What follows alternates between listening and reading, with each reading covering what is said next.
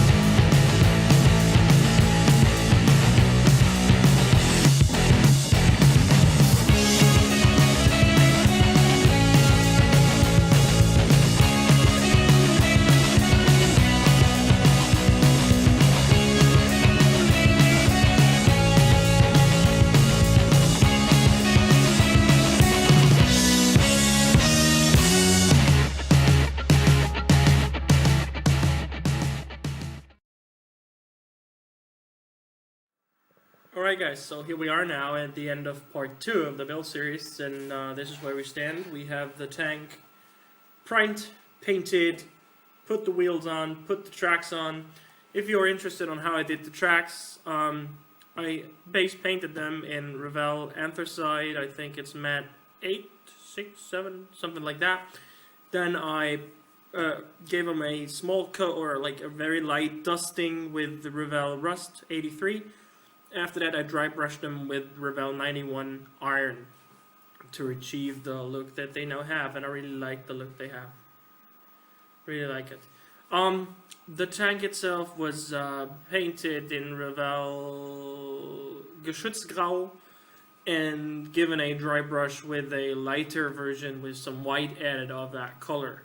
The tools were painted in Revell Dark Earth Matte 82.